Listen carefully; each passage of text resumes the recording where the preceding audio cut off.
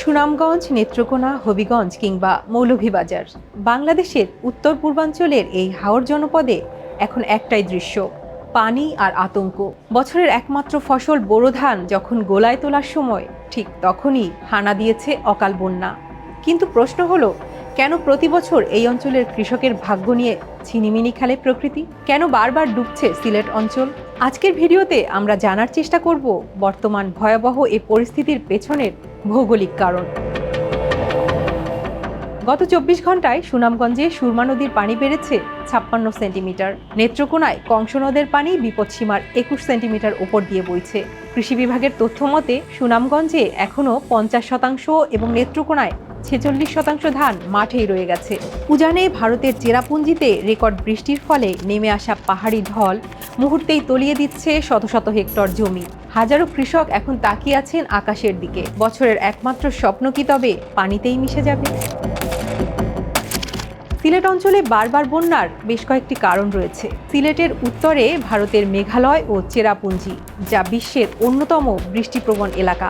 ওখানকার পাহাড় থেকে আসা সব পানি বাংলাদেশের এই নিচু হাওর এলাকা দিয়েই প্রবাহিত হয়। বাংলাদেশের অন্য অঞ্চলগুলোর মতোই এখানেও নদীগুলো পলি জমে ভরাট হয়ে গেছে। ফলে বৃষ্টির বাড়তি পানির চাপ নদীগুলো সইতে পারে না এবং দ্রুত ধুকুল ছাপিয়ে হাওরে ঢুকে পড়ে। জলবায়ু পরিবর্তনের কারণে এখন বর্ষার আগেই অতিবৃষ্টি আর ঢল শুরু হচ্ছে। ফলে ধান পাকার আগেই এই অঞ্চলে পানি চলে আসছে। শুধু প্রাকৃতিক কারণ নয়, মানবসৃষ্ট কারণও এখানে বন্যার জন্য অনেকটাই দায়ী।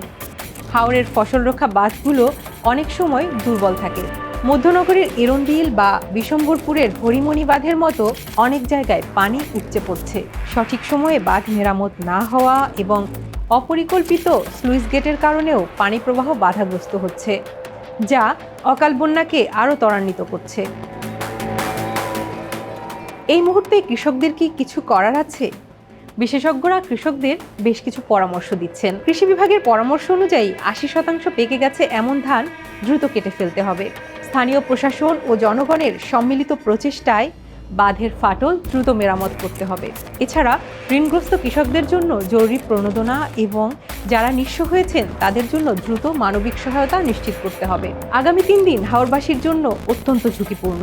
প্রকৃতির এই দুর্যোগে এই অঞ্চলের কৃষকদের ভুলে গেলে চলবে না। সঠিক পরিকল্পনা আর দীর্ঘমেয়াদী নদী খননই পারে হাওরকে এই চিরস্থায়ী অভিশাপ থেকে মুক্তি দিতে। আপনার এলাকায় কেমন বৃষ্টিপাত হচ্ছে কমেন্টে জানান।